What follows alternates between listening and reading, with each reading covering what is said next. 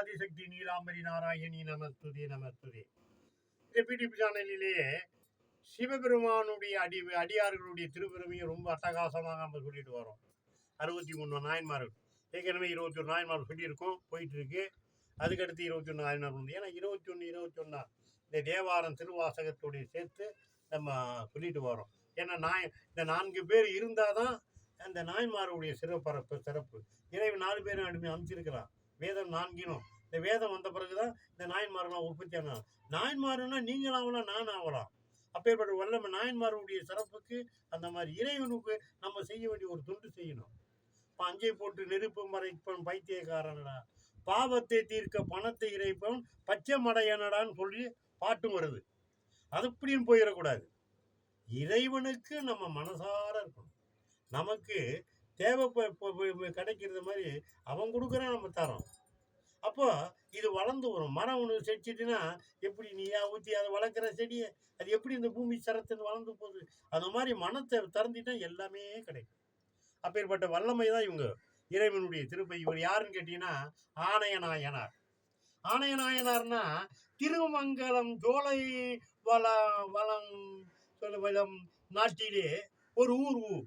இவ்வூரிலே எழுந்திருக்கும் பெருசனுடைய வேதியர் இவர். பல மங்களங்கள் உண்டு. இங்கு ஆணையர் என்னும் சிவடியார் அவதரித்தார். இவர் பசுகளை மேய்ப்பார். பசுகளை மேய்த்து புல்லாங்குழல் இசைப்பார்.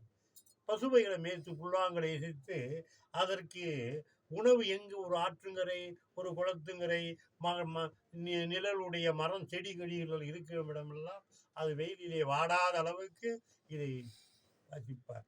அதை வாசித்து பொழுது சாயும் நேரத்திலே அவர் இன்னிசையை பாடி புல்லாங்குழல் ஊதும் போது அனைத்து பசுகளும் ஒன்றாக கூடி இதை கேட்டு ஆனந்தத்திலே தலையாட்டி மகிழும். இப்பேற்பட்ட ஒரு இசையை இவர் இசைப்பார். இந்த இசை கைலாச லோகத்திலே போய் கேட்கும். இவர் ஆணையர். ஏன்னா மெய் மறந்து எம்பெருமானுடைய அளவில்லாத பக்தி உடையவர் அல்லவா.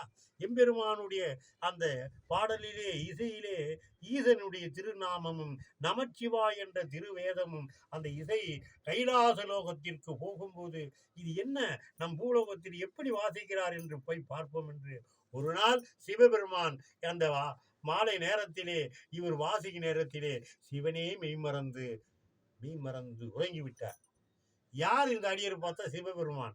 அப்பேற்பட்ட ஒரு இசைக்கப்பட்டவர் தான் இந்த ஆணையர். கடைசியில் இறைவனுடைய திருவடி போய் சேர்ந்தார். அப்பேற்பட்ட வல்லமையுடைய இந்த ஆணையனுடைய திருப்பெருமையை இந்த பிடிபி சேனலிலே சொல்ல நம்ம பெருமை கொண்டிருக்கின்றோம். இதை கேட்டு மகிழுங்கள். ஓம் டி ஆதிசக்தி நீலாம்பரி நாராயணி நமஸ்துதே நமஸ்துதே நமஸ்துதே.